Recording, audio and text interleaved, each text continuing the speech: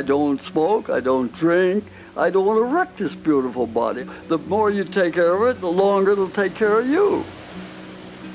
I went out and the waves weren't so good, and I got hit by the board in my ear and broke my eardrum. And so the doctor said, don't go in the water for a while. You just stay away from the water.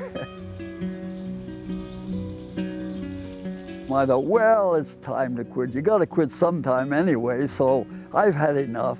Then I thought to myself, now, wait a minute. I'll just stay on smaller waves. I don't have to go out in those bigger waves. So I think I'll keep it up for a while.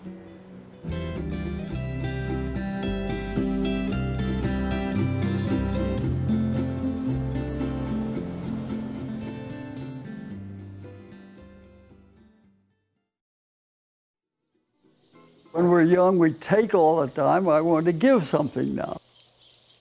Working with love, I'm giving love all over the place. So the law says what you do in others will be done back to you. So therefore, I'll get the love back to me.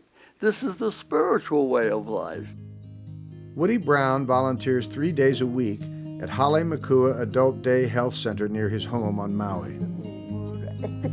You're still a young girl yet, you know. Yeah. Yeah, you can talk and you can walk a little bit. Yes, we are too. If you fall down, I'm going with you. We'll both go together. Thank God. Thank God. You're so strong. You're like a piece of wire. You have to be strong to be surfing, or you'll get killed, you know. I know you're right. Some of them are even younger than you are, and here you are coming in and volunteering and taking them here and there, and you say, hey, if he can get well, he can stay healthy. It gives them some incentive, some motivation. Yeah. Having Woody around is like having an extra pair of arms and legs and eyes, and especially heart, an extra heart around. That's really important, working in a place like this. You had a good hike, huh? Good. Was that a good walk? It keeps me mentally alert because I'm with people and helping them. And then it's sharing my joy with everybody. There you go. So I'm building my spirit, and it gives me great joy to feel that I'm doing something for my fellow man.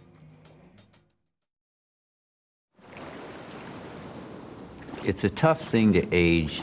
I fought it.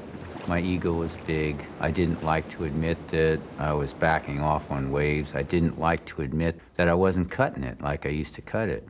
And at one point, everyone else was out and they're yelling, Van Dyke, go, go, it's your wave, it's your wave. I was in the perfect position. I went to go, I looked, and I didn't want to know anything about that wave. For the first time in my life, I'd gotten in touch with fear. True, uncontrolled fear, and it had blown me away. I backed off, and at that point I thought, I don't belong out here anymore. And I caught a wave into the beach. So from then on, as far as riding big waves, it was all more or less going downhill to quitting it.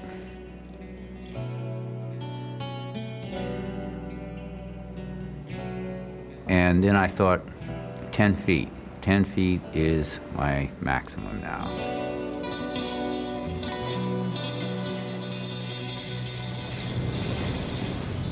I lost friends that way. None of them will admit it, but I wasn't one of the gang anymore. And I could feel it on the vibration level. It bothered me, it hurt.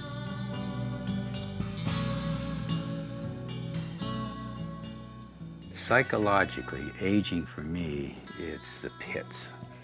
My fear comes up continuously.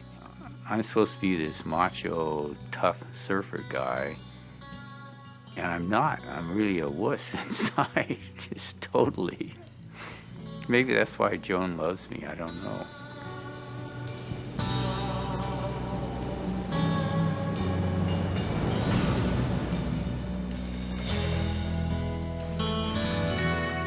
One of the major reasons why I don't ride big waves anymore is because of my wife, Joan Marie. And when I fell in love with her, the whole thing in my life changed. It was the first time in my life I had love.